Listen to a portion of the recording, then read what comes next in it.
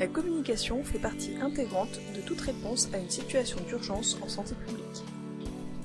Au cours de ce processus d'information publique, il est important que les autorités de santé soient capables de répondre aux questions et aux inquiétudes des citoyens et d'utiliser les canaux d'information appropriés. Le film suivant, créé par l'OMS sur le virus Zika, en est un exemple.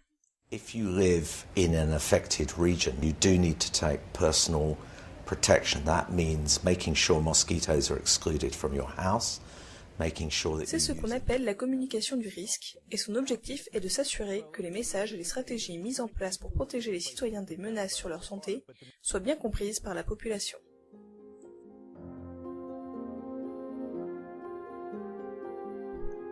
Les échanges d'informations et d'opinions sont importants pour aider tous les citoyens à comprendre les risques auxquels ils sont exposés et les encourager à les minimiser et les prévenir.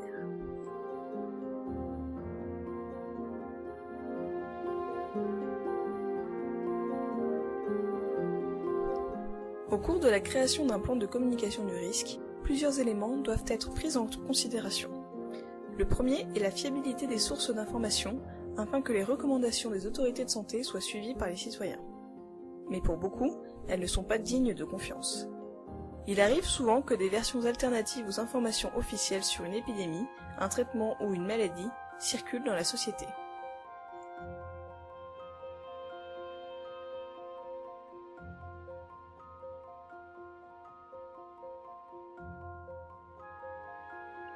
Dans le cadre de l'épidémie d'Ebola en Afrique de l'Ouest, plusieurs explications divergentes sur cette épidémie ont été répandues. La plus populaire étant celle selon laquelle Ebola aurait été disséminé par les personnels de santé occidentaux. En conséquence, les populations locales ont caché les personnes malades ou décédées. Les rumeurs constituent un système d'information parallèle. Il peut être difficile pour les autorités de les gérer. Elles sont alimentées par les malentendus et un dialogue insuffisant entre les autorités et les communautés locales. Tonight, the Department of Health is holding its second community meeting on Rhode Island's new mandatory HPV vaccine. Un moyen de minimiser l'émergence d'un système d'information parallèle ou de rumeurs pourrait être d'inclure la société civile dans la communication du risque et d'organiser les réponses aux menaces d'épidémie de façon à ce que les rumeurs ne prennent pas le dessus.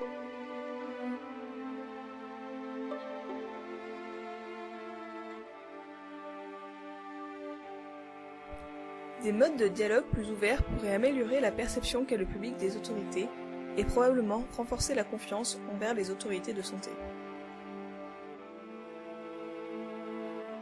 Un autre paramètre à prendre en compte est le groupe social avec qui les autorités communiquent. Les publics peuvent être différents, familles, docteurs, jeunes et personnes âgées. Ils peuvent avoir besoin de différents types d'explications et peuvent ne pas être en capacité d'aborder le sujet de la même façon.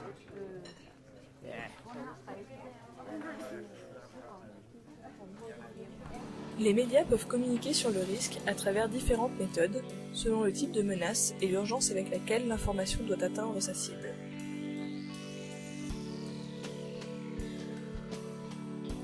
Ces méthodes incluent par exemple la mise en place de conférences de presse et de conférences publiques, le dialogue avec les journalistes, l'utilisation de la publicité, la création d'un site internet dédié mis à jour régulièrement avec des questions-réponses, poster des informations sur les forums en ligne, permettre aux experts de s'exprimer à la radio et à la télé, envoyer des courriers à des rédactions de journaux et autoriser les prises de position. Une communication du risque efficace doit aussi réussir à identifier les dimensions culturelles et les valeurs des groupes ciblés. Un élément à prendre en compte ici sont les différents canaux de communication. Les groupes sociaux visés préféreront différentes voies de communication.